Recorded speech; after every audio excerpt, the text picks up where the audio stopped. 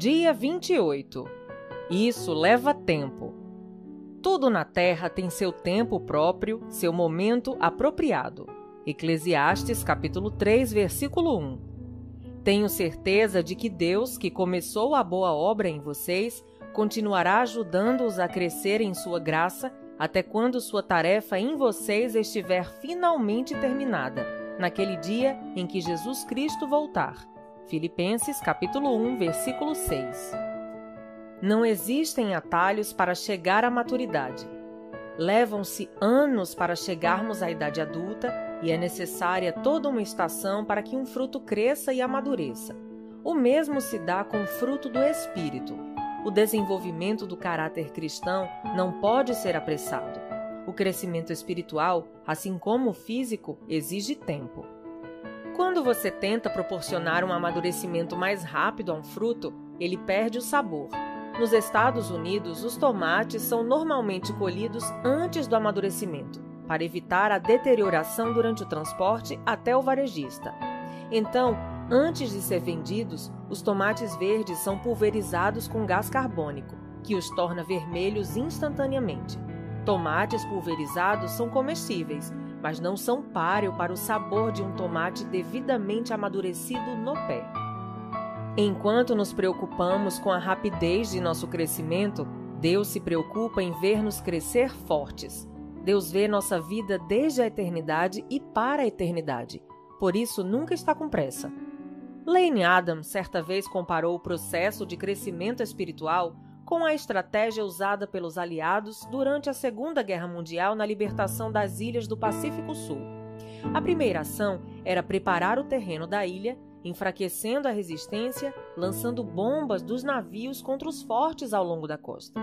A seguir, um pequeno grupo de fuzileiros desembarcava e estabelecia uma cabeça de praia, que é uma minúscula parte da ilha que podiam controlar. Depois que a cabeça de praia estava segura, começava um longo processo de libertação do restante da ilha, pouco a pouco. Com o tempo, toda a ilha ficaria sob controle dos aliados, mas sempre à custa de violentas batalhas. Adams estabelece a seguinte analogia. Antes de Cristo alcançar a nossa vida no momento da conversão, ele algumas vezes precisa preparar o terreno, permitindo assim a ocorrência de alguns problemas com os quais não podemos lidar. Embora algumas pessoas abram a vida para Cristo, tão logo ele bata a porta, a maioria de nós resiste e fica na defensiva. A experiência mais comum antes da conversão é ouvir Jesus dizendo: "Eis que estou à porta e bombardeio".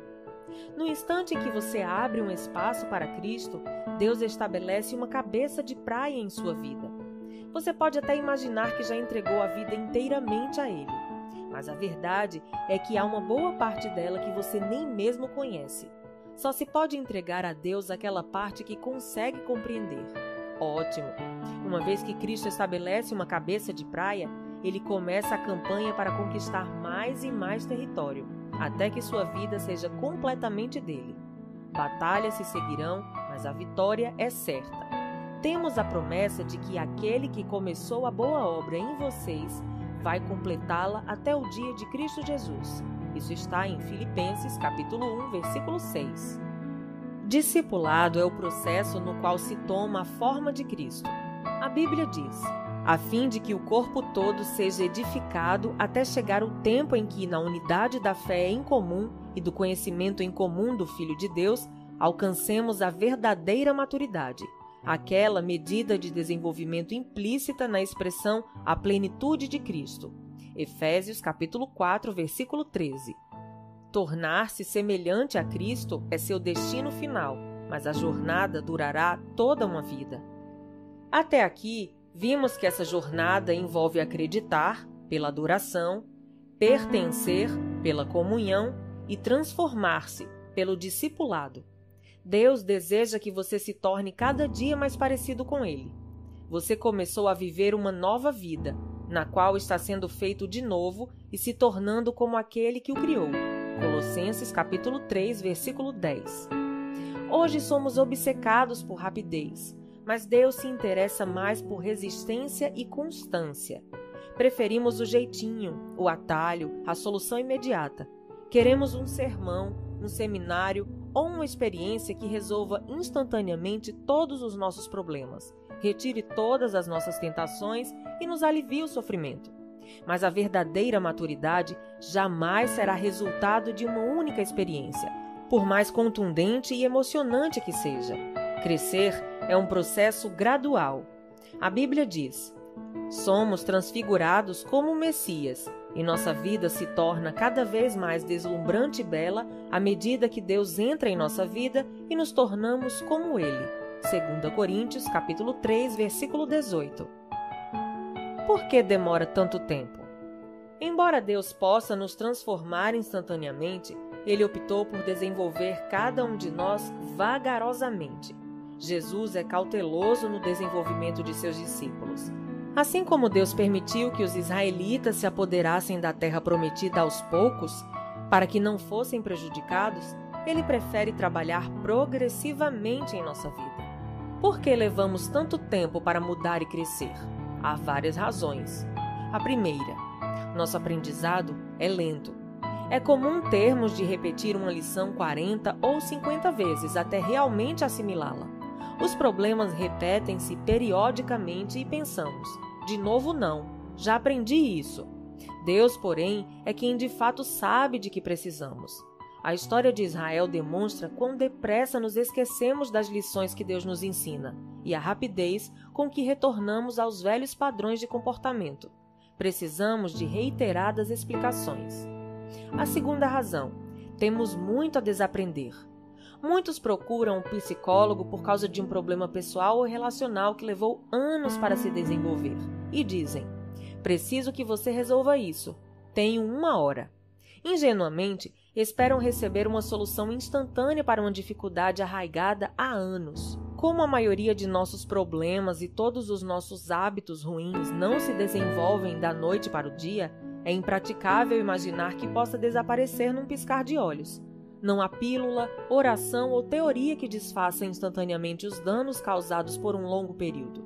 É necessário um trabalho comprometido para todas as remoções e substituições necessárias. A Bíblia chama isso despir-se do velho homem e revestir-se do novo homem. Leia sobre isso em Efésios, capítulo 4, versículos de 22 a 25, Romanos, capítulo 13, versículo 12 e Colossenses, capítulo 3, versículos de 7 a 10 e versículo 14. Embora tenha recebido uma natureza inteiramente nova no momento da conversão, você ainda preserva antigos hábitos, padrões e práticas que precisam ser eliminados e substituídos. Terceira razão: temos medo de humildemente encarar a verdade acerca de nós mesmos. Já destaquei que a verdade nos libertará, mas com frequência ela nos torna, antes de tudo, infelizes. O medo do que podemos descobrir se encararmos honestamente os defeitos de nosso caráter nos mantém no cárcere da negação. Somente depois de permitir que Deus resplandeça a luz de sua verdade sobre nossas faltas, fracassos e traumas, é que podemos começar a trabalhar neles. É por isso que não podemos crescer sem uma postura humilde e receptiva ao ensino. Quarta razão: crescer é quase sempre doloroso e assustador. Não há crescimento sem mudanças. Não existem mudanças sem medo ou perdas, e não há perda sem dor. Toda mudança envolve algum tipo de perda. Você deve se livrar dos velhos hábitos para experimentar os novos. Tememos essas perdas, mesmo que nossos antigos costumes estejam fadados ao fracasso, pois como um par de sapatos usados, eram ao menos confortáveis e pessoais. É comum as pessoas destacarem sua identidade em torno dos defeitos. Elas dizem: é meu jeito de ser, eu sou desse jeito. A preocupação inconsciente é que, livres de um hábito, de uma dor ou de uma inibição, não sabem em quem irão se tornar. Esse medo pode certamente retardar o crescimento. Quinta razão: hábitos levam tempo para se desenvolver. Lembre-se de que seu caráter é a soma total de seus hábitos. Você não pode se dizer gentil a menos que seja habitualmente gentil, isso é, alguém que demonstre gentileza sem nem mesmo pensar nisso. Você não pode afirmar que é íntegro a menos que tenha o hábito de ser honesto. O marido fiel à mulher, apenas na maior parte do tempo, não é de modo algum fiel. Os hábitos definem um caráter. Só há uma maneira de desenvolver os hábitos que resultam num caráter semelhante ao de Cristo: praticando, e isso leva tempo. Não existem hábitos instantâneos. Paulo exorta Timóteo: pratique essas coisas, dedique sua vida a elas para que todos possam ver o seu progresso. 1 Timóteo capítulo 4, versículo 15. Com o tempo, você fica bom em qualquer coisa que pratique. A repetição é a mãe do caráter e da habilidade. Os hábitos que constroem o caráter são em geral chamados disciplinas espirituais, e existem dezenas de ótimos livros que ensinam a aplicá-las. Não se apresse. À medida que cresce rumo à maturidade espiritual, você pode cooperar com Deus nesse processo de várias maneiras. Creia que Deus está operando em sua vida, mesmo quando você não o sente. O crescimento espiritual, às vezes, é tedioso, porque avança um passo de cada vez. Assim, espere uma melhora também progressiva. A Bíblia diz: tudo na terra tem seu tempo próprio, seu momento apropriado. Isso está em Eclesiastes, capítulo 3, versículo 1. Na vida espiritual também existem estações, e pode haver uma curta e intensa explosão de crescimento, primavera, seguida por um período de estabilidade e provações, outono e inverno. E quanto aos problemas, hábitos e mágoas que você gostaria de eliminar miraculosamente? Não há nada de errado em orar por um milagre, mas não fique decepcionado se a resposta for uma mudança gradual. Com o tempo, uma correnteza lenta e firme desgastará a mais dura rocha e transformará penhascos gigantes em seixos. Com o tempo, um pequeno broto pode se transformar numa sequoia gigante com mais de 100 metros de altura. Mantenha um registro das lições aprendidas. Não se trata de um diário dos acontecimentos, mas do registro daquilo que você aprendeu. Anote esclarecimentos e lições de vida que Deus lhe transmite a respeito dele, de você, da vida, dos relacionamentos e de tudo mais. Registre-os para que você possa revisá-los, relembrá-los e transmiti-los para a próxima geração. A razão pela qual devemos reaprender as lições é que costumamos esquecê-las. Reler o diário espiritual regularmente pode lhe poupar muito sofrimento e desgosto. A Bíblia diz: é fundamental que nos apeguemos com firmeza ao que ouvimos para que não nos desviemos. Hebreus capítulo 2, versículo 1. Seja paciente com Deus e com você mesmo. Uma das frustrações da vida é que o cronograma de Deus raramente é igual ao nosso. Estamos quase sempre apressados enquanto Deus não está. Talvez você se sinta frustrado com o progresso aparentemente lento que está fazendo. Não se esqueça de que Deus nunca é apressado, mas é sempre pontual. Ele usará todo o seu tempo de vida a fim de lhe preparar para a sua função na eternidade. A Bíblia é cheia de exemplos em que Deus utiliza longos processos para desenvolver o caráter, especialmente o dos líderes. Ele levou 80 anos para preparar Moisés, incluindo 40 no deserto. Por 14.600 dias, Moisés ficou esperando e matutando. Será que está na hora? Mas Deus continuava dizendo: ainda não. Ao contrário do que anunciam os títulos de livros que fazem sucesso, não existem passos suaves para a maturidade, nem segredos da santidade instantânea. Quando Deus quer fazer um cogumelo, Ele o faz da noite para o dia, mas quando quer fazer um carvalho gigante, leva 100 anos. Grandes almas são desenvolvidas por meio de lutas, tempestades e períodos de sofrimento.